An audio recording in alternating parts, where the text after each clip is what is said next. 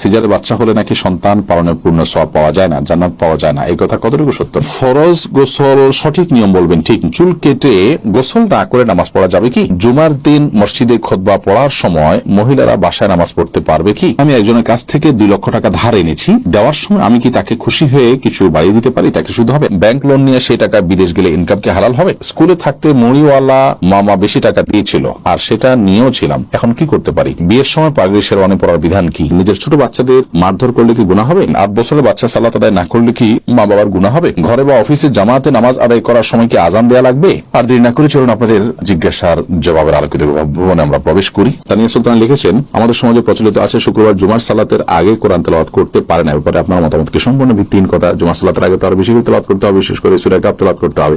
বিধায় জুমার সালাতের আগে কেউ চাইলে তেলাওয়াত করতে পারেন, কোন নিষেধাজ্ঞা নেই। রাফি খান লিখেছেন, ব্যাংক লোন নিয়ে সেই টাকা বিদেশ গেলে ইনকাম কি হালাল হবে? আপনি বিদেশ গিয়েছেন ব্যাংক লোন নিয়ে, কাজটা হারাম করেছেন। যদি ব্যাংক লোনটা শুধু লোন হয়ে থাকে, কাজটা হারাম করেছেন, যার কারণে আল্লাহর কাছে ইস্তিগফার তওবা করবেন। কিন্তু সেখানে যাওয়ার পর আপনি বৈধ খাতে শ্রম দিয়ে পারিশ্রমিক নিয়েছেন, এভাবে উপার্জন করেছেন, আপনার সেই উপার্জনটা হারাম হয়ে যাবে না সবগুলো, সেটা জায়েজ হবে। এমডি আলামিন হোসেন লিখেছেন, ফরজ গোসল সঠিক নিয়ম বলবেন ঠিক। ফরজ গোসলের সঠিক নিয়ম হলো শরীর বা কাপড়ের কোথাও নাপাক থাকলে সেই জায়গাটা আগে ধুয়ে ফেলতে হবে। এরপরে আপনি কুলি হাত ধোবেন কবজি পর্যন্ত 3 বার, এরপরে কুলি করবেন গড়গড়া করে, এরপরে নাকে পানি দিবেন ভালো করে, তারপরে মুখ ধোবেন, হাত ধোবেন, এরপরে পুরো শরীরে পানি ঢেলে গোসল করবেন।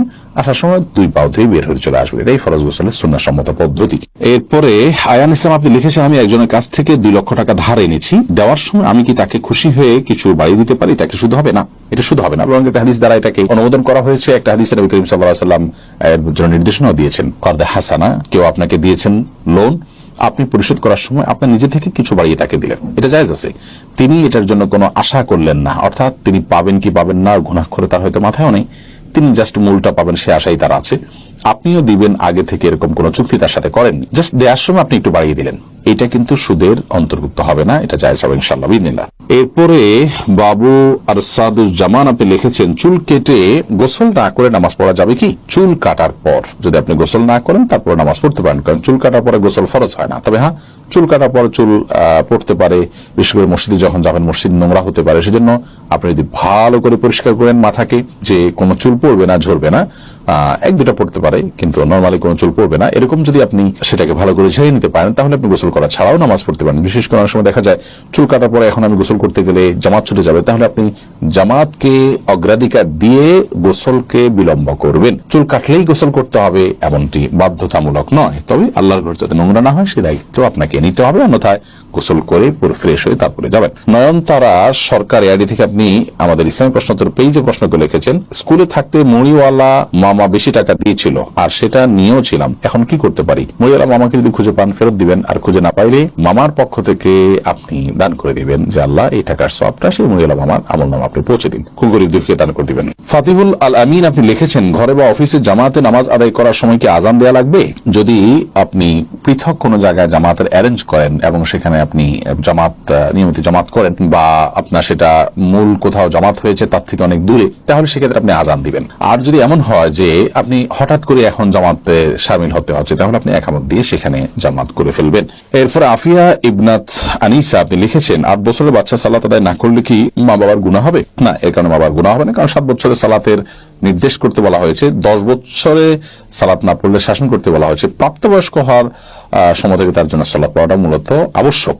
তো প্রাপ্তবয়স্ক হলে যেন সালাত পড়তে পারে সে, এই জন্য আগে থেকে তাকে অভ্যাস করে তোলা, এটা মা বাবার কর্তব্য। সে তারা একেবারেই না করেন, ঢিলা দেন, এরপরে প্রাপ্তবয়স্কের উপর সালাত নামাজ না পড়ে, তাহলে সেক্ষেত্রে বাবা মা অবশ্যই তার জন্য দায়ী থাকবেন। শারমিন নাইম লিখেছেন, জুমার দিন মসজিদে খুতবা পড়ার সময় মহিলারা বাসায় নামাজ পড়তে পারবে কি?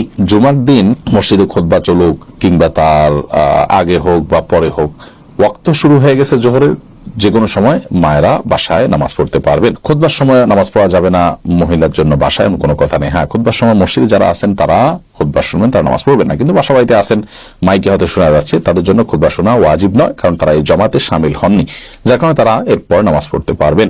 ক্যান্ডেলা আইডি থেকে আপনি লিখেছেন, বাবার জমির পরিমাণ থেকে মেয়েরা যদি ইচ্ছাকৃতভাবে ভাগ না নেয়, তাহলে তার ভাইদের কি গুনাহ হবে? মেয়েরা যদি ইচ্ছাকৃতভাবে না নেয়, তাদের থাকার কারণে তারা ভাইদের জন্য ছাড় দিয়ে দিছে, সন্তুষ্ট চিত্তে সম্পূর্ণ কোনো পরিবেশের দ্বারা প্রভাবিত হয়ে না, তাহলে সেক্ষেত্রে সেটা জায়েজ আছে, কোনো অসুবিধা নেই, বাইরের গুনাহ হবে না। মিম ইসলাম লিখেছেন, নিজের ছোট বাচ্চাদের মারধর করলে কি গুনাহ হবে? মারধরটা যদি হয় একেবারেই অল্প স্বল্প জাস্ট শাসন সুলভ, তাহলে সেখানে অসুবিধা নেই। কিন্তু যদি মারধর হয় সীমা লঙ্ঘন করে শিশুর প্রতি নির্যাতনের লেভেলে চলে যায়, তাহলে সেক্ষেত্রে অবশ্যই গুনাহ হবে। কারণ মা বাবাকে শিশুর মালিক বলে বানিয়ে দেওয়া হয় না যে তারা শিশুর উপর অত্যাচার করতে পারবেন, সে সুযোগ কিন্তু মা বাবারও নাই। অতএব শিশুকে যদি এত বেশি মারা হয় যেটা অত্যাচারের লেভেলে চলে যায়, তাহলে সেটা জায়েজ না। শাসনের প্রয়োজনে যতটুকু মারা যায় ততটুকু মারতে হবে। শিশুদের প্রহারের ব্যাপারে আমার একটা ভিডিও আছে, যে দেখে নিতে পারেন। সেখানে রাসূল আকরাম সাল্লাল্লাহু আলাইহি ওয়াসাল্লামের হাদিসের আলোকে কয়েকটা মূলনীতি বলা আছে। তার মধ্যে একটা মূলনীতি হলো, সাধারণত শাস্তি স্বরূপ শুধু শিশু নয়, এটা অন্য যে কারোর জন্য প্রযোজ্য, শরীয়তে যে হদ বা বিভিন্ন পাপের যে দণ্ড রাখা হয়েছে, সর্বনিম্ন 10 বেত্রাঘাত, এই দণ্ড যেন ক্রস না করে। তাহলে আল্লাহর দণ্ডের উপরে আপনার শাসন যেন ক্রস না করে। 2, 4, 5টা বাড়িয়ে দিলেন, সেটা আবার ওই যে আপনার শরীয়তে যে বেত্রাঘাত করতে বলা হয়েছে সেই মাপের যেন না হয়। আর শিশুদের ক্ষেত্রে তাদের সহ্য ক্ষমতা নিশ্চয়ই অনেক কম, বিধায় সেই দিকটা বিবেচনা করে তাদের শরীরে আঘাত পড়ে, তারা ব্যথা পায় এবং কষ্ট পায়, অসুস্থ হয়ে পড়ে। অনেক মা বাপ এরকম জুলুম করেন, সেরকম মারধর করা অবশ্যই গুনাহের কথা, জন্য তারা আল্লাহর কাছে জবাবদিহি করতে হবে। এমডি ইয়াসিন সাজিদ লিখেছেন, মসজিদে ঢোকার পরে যে 2 রাকাত সুন্নত নামাজ আদায় করতে হয়, সেটা কিভাবে নিয়ত করব? আপনি মসজিদে ঢোকার সালাত আদায় করতেছেন, তাহিয়াতুল মসজিদ পড়তেছেন, এই নিয়ত করে আল্লাহু আকবার বলে হাত বেঁধে ফেলবেন, বাস সেটাই যথেষ্ট হয়ে যাবে। এমডি রিফাত হাসান রিফাত লিখেছেন, অন্যের ওয়াইফাই পাসওয়ার্ড চুরি করে চালালে কি গুনাহ হবে? অবশ্যই গুনাহ হবে, কারণ তাতে তার স্পিডে আপনার প্রভাব ফেলবে এবং সেটা পাসওয়ার্ড দেওয়ার মানেই হলো সে আরেকজনের জন্য মুক্ত রাখতে চাচ্ছে না। তাহলে সেই ক্ষেত্রে তাকে এটা তার অধিকারকে আপনি এটা লঙ্ঘন করছেন এবং ক্ষুণ্ণ করছেন। মোহাম্মদ আনিক হাসান লিখেছেন, ইমাম নামাজে ভুল করলে মুসল্লির নামাজ হবে কিনা?